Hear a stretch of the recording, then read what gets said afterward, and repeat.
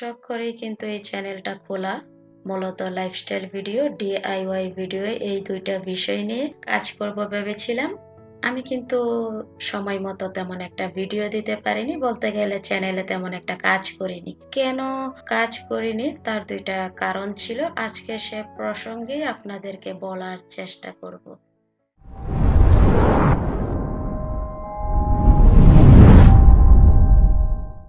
আসসালামু আলাইকুম আমার প্রিয় বন্ধুরা, আমন্ত্রণ জানাই আমার নতুন ভিডিওতে। সাথে আছি আমি শিফানুর, হিল ব্লগার শিফানুর চ্যানেল থেকে। আমি শিফানুর আপনাদের আরো একবার আমন্ত্রণ জানাই। দেখতে থাকুন, দেখতে দেখতে ভালোবাসা ভালো লাগা হয়ে যাবে ইনশাআল্লাহ। ভাবলাম যে জানালাটা খুলে আপনাদেরকে এক ঝলক দেখিয়ে দেই। ওয়েদার যখন ভালো থাকে, সবুজ প্রকৃতির মাঝে কাঁচা হলুদ রোদের ছোঁয়া যখন লাগে, দেখতে ঠিক এইরকম লাগে। একটু দূরে যে পাহাড়গুলো দেখছেন, আলহামদুলিল্লাহ, আল্লাহর সৃষ্টি কত সুন্দর। আমার বাসার পিছনের ভিউটা আমার কাছে অসাধারণ লাগে। ছেলের রুমটা একটু ঝাড়া মোছা করব, সেই সাথে একটু টুলটা দেখিয়ে দিচ্ছি। এই টুলটা আমি আমার ছেলের রুমের জন্য বানিয়েছি। বাজারে যে মালামাল বহন করে যে জুড়ি দিয়ে বা বাস্কেট দিয়ে, সেই বাস্কেটেই কিন্তু আমি এই টুলটা বানিয়েছি। এইখানে আমি এই টুলটা দিয়ে দিলাম। এক্সট্রা একটা গদিও বানিয়ে নিয়েছি, যাতে করে মূল যে গদিটা আছে সেটা যেন ময়লা না হয়, তাই এই ব্যবস্থা। পিছনে ব্লু কালার দিয়েছি আর কিছু বোতাম দিয়ে দিয়েছি। আর এপাশটায় লাল আর সাদা দিয়েছি, যেহেতু আমার ছেলের রুমটা লাল আর সাদার কম্বিনেশন, তাই লাল আর সাদা দিয়ে আমি কিন্তু এই গদিটা বানিয়ে নিয়েছি। মূল যে গদিটা আছে তার উপরে আমি এক্সট্রা গদিটা দিয়ে দিলাম।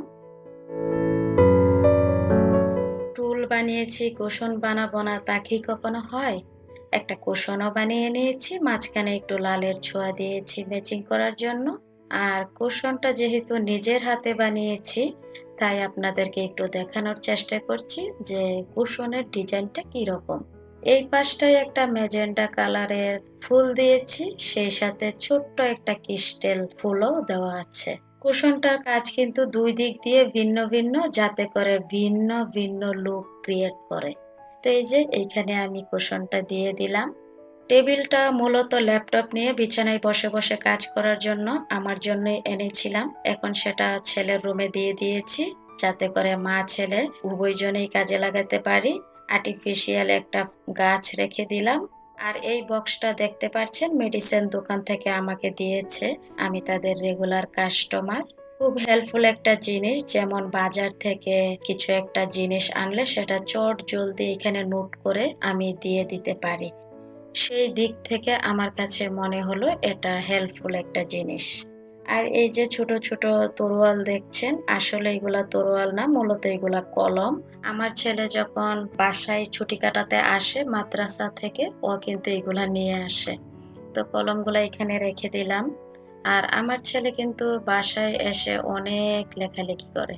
ওর মাঝে আমি হাতের লেখা ভালো করার একটা প্রবণতা দেখতে পাই। ও মেঝেতে বসে বসে লিখে, তাই ভাবলাম যে এইখানে ছোট্ট একটা টেবিল দিয়ে দিই, তাহলে ও এখানে বসে বসে লিখতে পারবে। ঘরে টেবিল আছে কিন্তু তারপরে ও মেঝেতে বসে বসে লিখে, তাই ভাবলাম যে মেঝেতে বসে এই জায়গায় একটা খাতা রেখে ও লিখতে পারবে।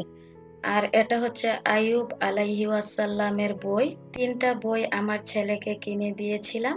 ও ২টা বই সাথে করে নিয়ে গেছে আর এই বইটা রেখে গেছে, যেহেতু ও এটা বাসায় পড়ে ফেলেছিল তাই এটা রেখে গিয়েছে।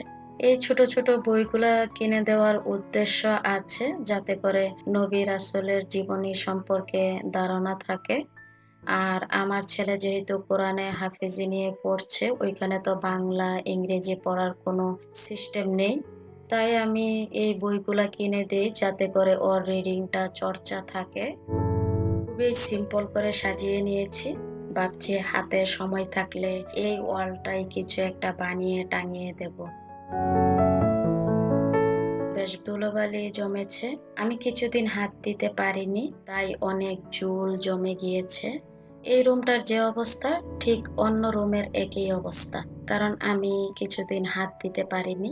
এই যে দেখতে পাচ্ছেন ঝুলগুলো, বেশ ভালোই ঝুল জমেছে। অন্য একটা কাজে ছিলাম, তাই এই দিকটা আমি সামলে উঠতে পারিনি। আর এটা হচ্ছে একটা রিক্সা, আমি নিজের হাতে বানিয়েছি। এই রিক্সাটার ভিডিও আমার চ্যানেলে দেওয়া আছে। যদি আপনারা দেখতে চান আমার চ্যানেলের প্লে লিস্টে গিয়ে দেখে নিতে পারেন। আর এটা হচ্ছে টিস্যু বক্স। একটা সময় কিন্তু পুঁতি দিয়ে কাজ করার খুব চল এসেছিল। তখনই কিন্তু এই টিস্যু বক্সটা বানিয়েছিলাম। সাদা আর লাল হওয়াতে আমার ছেলের রুমে দিয়ে দিলাম। এখানে একটা খেলনা দেখাই, এটা হচ্ছে বাবলস ফোলানোর একটা খেলনা। এখানে শ্যাম্পু আর পানি দিয়ে এখানে চুবিয়ে ঠিক এই জায়গায় প্রেস করলে অনেক বাবল বের হয়, দেখতে অনেক সুন্দর লাগে। আমার ছেলের বয়স এখন 12। এখনো ওর আব্বু ওর জন্য খেলনা কিনে নিয়ে আসে, আর আমার ছেলে মাদ্রাসা থেকে এসে এখনো খেলাধুলা করে। আর এগুলো হচ্ছে কয়েন, আমার ছেলে জমিয়ে রেখেছে, তো কয়েন গুলো রেখে দিচ্ছি। তো আমি একটু ভালো করে মুছে নিচ্ছি, ঘরটা ঝাড়ু দিয়ে নিচ্ছি। ঘরটা ঝাড়ু দিয়ে আমি একটু বাজারে চলে যাব, কারণ আমার বাসায় তেমন একটা কাঁচা বাজার নেই। বাজারের কথা কি আর বলি বলুন তো, সেঞ্চুরি হাঁকিয়েছে সবজির বাজার। কিছুদিন আগের কথা, আমি যখন পাহাড়ি এলাকাতে আসলাম, 50 থেকে 100 টাকা দিয়ে ব্যাগ ভর্তি বাজার করে নিয়ে আসতাম। আবার দেখা যেত যে কিছু খুচরা টাকাও থেকে যেত। আর এখন 3 থেকে 4টা সবজি কিনলে 500 টাকা কোথা দিয়ে যে শেষ হয়ে যায় বুঝতেই পারি না। আমরা মধ্যবিত্তরা মনে হয় ভালো খাবার আর খেতেই পারবো না, আমার মনে হচ্ছে। এখনকার সময়ে কিন্তু খাল বিলের মাছ তেমন একটা দেখা যায় না। বিভিন্ন উপায়ে মানুষ চাষ করে, সেগুলোর উপরেই আমরা নির্ভর করি। দেশি মাগুর আজকে আলু আর টমেটো দিয়ে রান্না করব। যাই হোক, মূল কথায় আসা যাক। ভিডিওর শুরুতে বলেছিলাম চ্যানেল খুলে কেন কাজ করতে পারিনি, সেই প্রসঙ্গে আপনাদেরকে একটু বলবো। তো আশা করি আপনারা আমার পুরো ভিডিও জুড়ে থাকবেন। আর আমার ভিডিওর কোনো একটা অংশ যদি আপনাদের ভালো লেগে যায়, তাহলে সাবস্ক্রাইব, লাইক, কমেন্ট করে আমার পাশে থেকে যেতে পারেন। আর যারা অলরেডি এই কাজটা করেছেন তাদেরকে অসংখ্য ধন্যবাদ। কাজ না করার পিছনে 2টা কারণ ছিল। তার মধ্যে একটা কারণ আপনাদের সাথে শেয়ার করব, অন্যটা এখন আর করছি না। চ্যানেল খোলার পরে আমি আরেকটা কাজে নিজেকে নিয়োজিত করে ফেলি। আমি যেহেতু ইসলাম ধর্মের, ইসলাম মানুষকে পরিশ্রমী বানায়। যে জাতি নিজের ভাগ্য পরিবর্তন করতে জানে না, আল্লাহ তার ভাগ্য পরিবর্তন করে না। আমি কিন্তু খুব পরিশ্রম করতে ভালোবাসি। আমার কাজ করতে অনেক ভালো লাগে। আমি নিজে কিছু একটা করতে চাইতাম। আমি নিজেকে শুধুমাত্র ঘরের কাজে সীমাবদ্ধ রাখতে চাইতাম না। যে ঘরের কাজের পাশাপাশি আমি কিছু একটা করব। আজ আমি আমার একটা বড় সত্য প্রকাশ করছি। সেটা হচ্ছে যে আমি কারোর কাছ থেকে কিছু চাইতে পারি না। যেমন আমার প্রয়োজনীয় জিনিসগুলো আমার স্বামীর কাছ থেকে চাইতে আমার খুব লজ্জা লাগে। তো অনেক সময় দেখা গেছে যে আমার এই জিনিসটা নেই। যেমন আমার চুলে তেল নেই। ও দেখেই কিন্তু আমাকে বলে যে, "তোমার মনে হয় এই জিনিসগুলো নেই।" তো ও আমাকে টাকা দিয়ে দেয়, তারপরে আমি আমার জিনিসগুলো আনি। বরাবর চাইতাম আমি নিজে উপার্জন করি। আমার টাকা দিয়ে আমি যা ইচ্ছে তাই করব। কারোর কাছে কোনো জবাবদিহিতা করতে হবে না।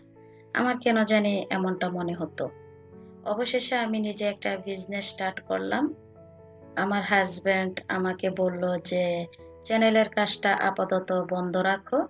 দুদিক করতে গেলে দেখবে যে কোনো দিকেই হচ্ছে না।"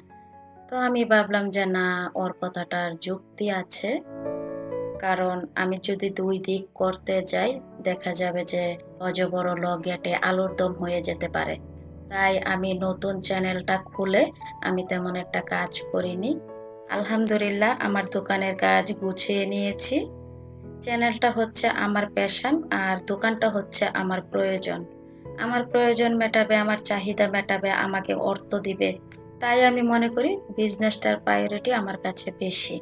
কারণ আমি বিজনেসটাতে বেশি সময় দেব। কারণ এটা আমি একটা সময় চাইতাম যে আমি নিজে কিছু একটা করি। তাই ভাবলাম যে আমি আমার দোকানেই আমি বেশি সময়টা দেওয়ার চেষ্টা করব। সেই সাথে আমি এটাও ভাবলাম যেহেতু আমি চ্যানেলটা খুব শখের বশে খুলেছি, এবার একটু চ্যানেলেও কাজ করা যাক। দেখি দোকানের কাজ সামলে চ্যানেলে ভিডিও দিতে পারি কিনা। আমার হাসব্যান্ড কিন্তু চাকরির পাশাপাশি ও নিজেও একটা বিজনেস করে আর এখন আমার একটা হলো যেটা শুধুমাত্র আমার নিজের।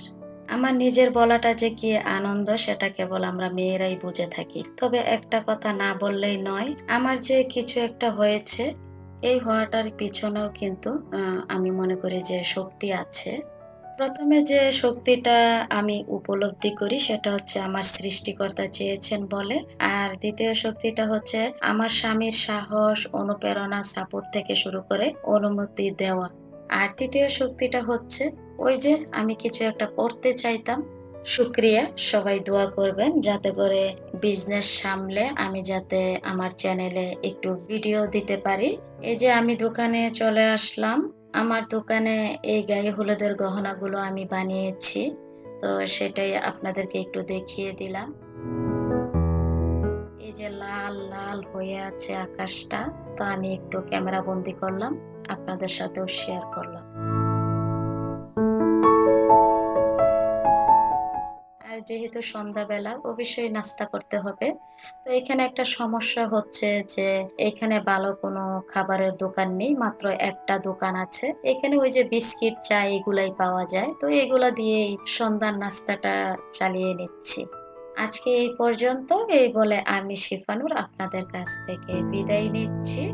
আল্লাহ হাফেজ।